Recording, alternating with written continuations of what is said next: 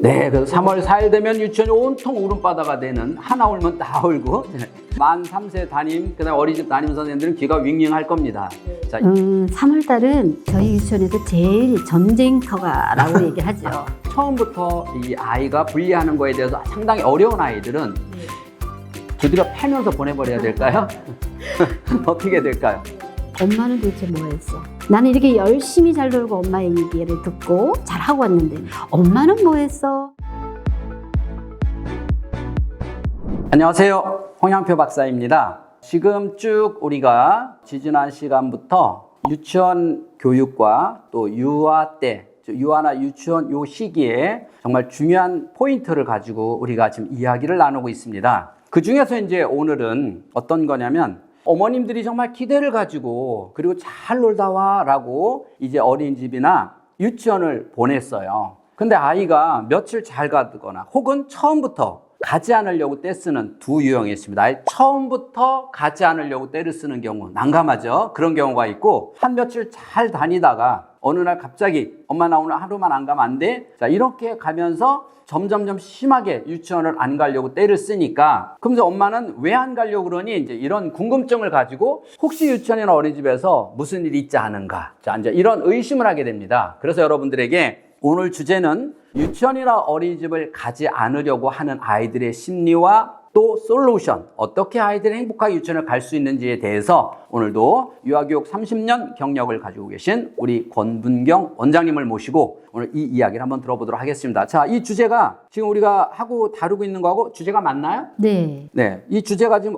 유치원이나 어린이집에 가지 않으려고 떼쓰는 아이들, 네. 그렇죠? 이런 아이들이 많이 있잖아요. 많죠. 그래서 3월 달 입학이 언제죠? 저희가 이제 보통? 학사 일정으로는 네. 3월 4일에서 5일. 네, 그래서 3월 4일 되면 유치원이 온통 울음바다가 되는, 하나 울면 다 울고 그러겠죠? 네. 지금 아마 엄마들도 힘들지만 선생님들도 아마 만 3세 담임, 그 다음에 어린이집 담임 선생님들은 귀가 윙윙할 겁니다. 네. 자, 이런 아이들에 대해서 그 두 가지 유형, 처음부터 우는 아이들과 잘 다니다 우는 아이 유형이 있죠? 자, 그럼 이런 아이들에 대해서 한번 이야기를 나눠보도록 하겠습니다. 3월달은 저희 유치원에서 제일 전쟁터가라고 얘기하죠. 이해가 됩니다. 네. 선생님들도 그때는 밥이 뭐 입으로 들어가는지 네. 서서 먹었는지 똑같이 이게 가정에서도 아침에 밥 먹여서 보내야 되는데 라고 하지만 첫 번째 지금 아이가 많이 처음부터 가기 힘들어한다 이런 아이는 어머님하고 우선 분리불안, 떨어져서 있는 게 두려움. 만약에 동생이 있는데 운다. 엄마는 나를 유치원에 보내고 동생하고 얼마나 재미있게 지내려고 그러지? 상상. 네, 바로 이런 거군요. 네. 그러니까 엄마는 나보다 동생을 더 이뻐한다고 생각하고 있는 아이, 네. 그렇죠? 애정결핍증은 아니지만 그런 애정결핍증에 심리적으로 좀 갖고 있는 아이들이 엄마하고 떨어지는 분리불안이 있어서 안 가려고 한다. 네, 야, 여러분 이해하셨죠? 네, 또요. 두 번째는 일주일 좀 갔다가 엄마 나 유치원 재미없어 안 가. 이런 아이는 우선 어머님이 이 아이가 그 유치원에 계속 다니고 있는 재원생의 아이인지 아니면 처음 어린이집에서 이제 발달 수준의 5세에서 유치원 기간을 바꿨는지를 생각을 해야 되는 거죠. 자, 바꿨을 때의 부분은 환경이 지금 적응이 안 돼서 나 좀 도와줘 하는 신호로 보시면 되고요. 작년에도 다녔고 올해도 다녔는데 왜 그러지? 이거는 자기가 놀았던 그 놀이터, 유치원의 그 반의 놀이터가 새로운 놀이터로 바뀌었어요. 새로운 선생님, 또 그렇게 친했던 친구들과 헤어졌는데 또 낯선 아이들이 같이 또 들어왔던 거죠. 거기에 대한 거부감. 그러면 보통 이제 이런 지금 두 번째 설명해 주신 그 아이의 유형은 적응하기는 힘들지만 적응하면 잘 노는 아이인데 한 1년 동안 잘 적응해 놨는데 반이 바뀐다든지 교실이 바뀌어도 환경이나 혹은 선생님이나 이렇게 바뀌고 나니까 거기에 또 적응하는 시간이 필요하다고 지금 엄마나 시간이 필요해라는 사인을 보낸다 이 얘기죠? 네, 맞습니다. 그런 아이고. 그럼 처음부터 우는 아이들은 어떤 그런 유형의 아이일까요? 분리불안. 분리불안. 그 다음에 걸어가는 것 자체가 네. 두려움이 있는 아이. 세 번째는 소극적인 아이. 소극적이고 소심하고 겁 많은 아이들. 그러면은 자, 두 가지를 갖고 우리가 지금 이야기를 나눠보는데요. 자, 그러면 처음에 분리불안증이나 소심해서 처음부터 이 아이가 분리하는 거에 대해서 상당히 어려운 아이들은 두드려 패면서 보내버려야 될까요? 어떻게 될까요? 일단 아이를 따뜻하게 편안감을 주고, 근데 저는 어머님들인데는 때로는 다정한 엄마, 네. 때로는 단호한 엄마 두 가지를 원합니다. 단호함. 자, 요즘 엄마들에게 꼭 필요한 것 같아요. 단호함. 다정함은 있는데 단호함이 없는 것 같아요.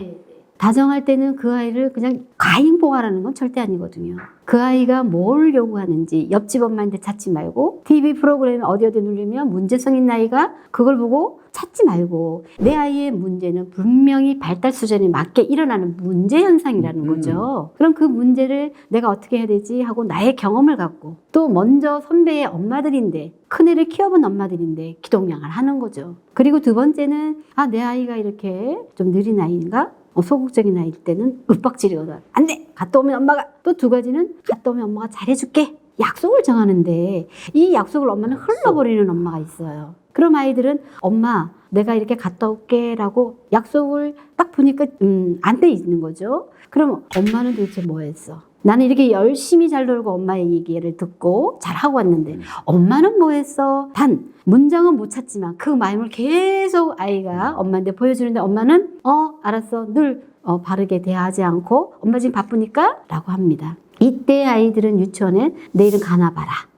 또 내일은 어떤 걸 갖고 다시 말하면 이런 거네요. 어머니가 자꾸 약속을 어기니까 아이 머릿속에서는 은연중에 엄마는 거짓말쟁이. 자, 이래서 엄마의 말에 신뢰가 떨어지면 그 다음부터는 아이가 소통하려고 하지 않고 설득하려고 않고 주장하는, 즉 때를 쓰는 아이로 바뀌어가겠네요. 그러면은 힘들겠네요. 그러면은 자, 애정결핍증이 있는 아이라든지 마음이 소심하고 여린 아이들에게는 자, 첫 번째는 이 아이가 유치원이나 어린이집 가기 위해서 자, 너 오늘 한번 갔다 오면 엄마가 이런 걸 해줄게 라고 약속을 해서 보낸다거나 아니면 첫 번째 단호하게 안 돼, 무조건 가는 거야 라고 하는 단호함, 이 두 가지 중에 하나를 선택해서 그 둘 중에 어떤 아이에 우리가 해당되는 선택을 해야 되는데 마음이 여린 아이들 말고요. 마음이 여리지 않은데도 안 가려고 떼쓰는 아이들에게는 단호함으로, 마음이 여린 아이들에게는 좀 부드럽게 어떤 조건을 가지고 해야 된다.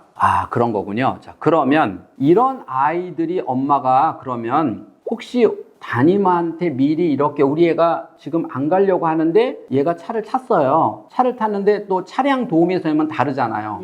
그리고 차에 타면은 안 울잖아요. 그러면 담임은 그걸 모르잖아요.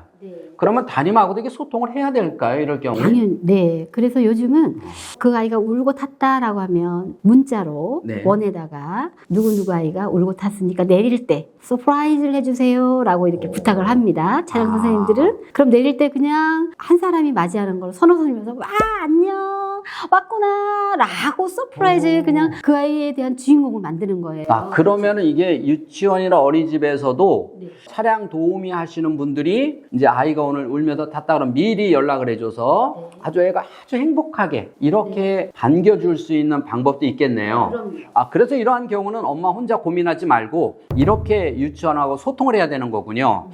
정말 이렇게 보면은 유치원 선생들 정말 대단한 것 같아요. 집에서 애 하나도 이렇게 힘든데 그 울보들 아직도 어린 이런 아이들을 열 몇 명씩 정말 대단하지 않아요? 저는 정말 유치원 교사들, 어린이집 교사들 정말 존경합니다. 자, 오늘은 적응하지 못하는 사례를 가지고 이야기 나눈 세 번째, 어떤 부분이 적응이 안 되나라고 했을 때 아이가 유치원에 가지 않으려고 떼쓰는 아이, 어린이집 가지 않으려고 떼쓰는 이런 아이에 대해서 두 가지 유형으로 나누어서 한번 봤습니다. 자, 그러면 첫 번째 마음이 여려서 안 가려고 하는 애 있잖아요. 근데 마음이 강하면서 또 안 가려고 하는 애들 있죠. 이런 애들은 단호하게 그냥 하면 되고 얘네들도 서프라이즈 해줘야 되나?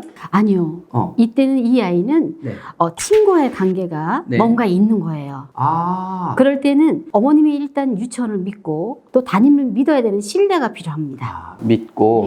그래서 내 아이에 이런 형상이 있어야 하고는 정말 귀찮을 정도로 메모지를 보낸다든지 전화를 하신다든지 해서. 근데 미안해도 못 하잖아요. 아니요. 선생님과 함께 가야. 그렇군요. 네. 동행. 함께 가야 합니다. 미안해하지 말고 네. 얼마든지 유치원 선생님 받아들 준비가 돼 있는 선생님들이다.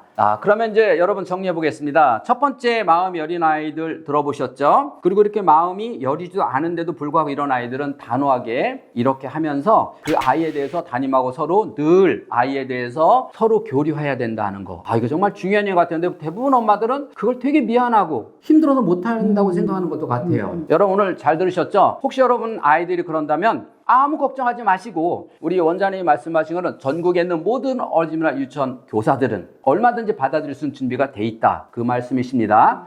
네, 여러분 믿고 맡겨주세요. 지금까지 인간수업의 홍영표 박사였습니다. 감사합니다. 엄마가 다 해주고 도움을 받았던 아이는 유치원에 오면은 그대로 앉아 있습니다. 아, 그대로 뭘 해야 되는데 가만히. 네, 못해요. 저는 못해요. 선생님 도와주세요. 이 말도 안 합니다. 네가 선생님, 당신이 나를 도와줘. 알아서 도와줘. 이렇게 아이가 매일같이 생각해서 옷을 입는 거가 한 달, 두 달 뒤에 뇌를 검사해보면 효과가 어떤 애가 좋은지 모르지만 1년, 2년, 3년 뒤에 그 뒤에 뇌를 검사해보면 매일같이 엄마가 해준 아이와 스스로 한 아이는 엄청난 차이가 있다. 결국 이 얘기잖아요.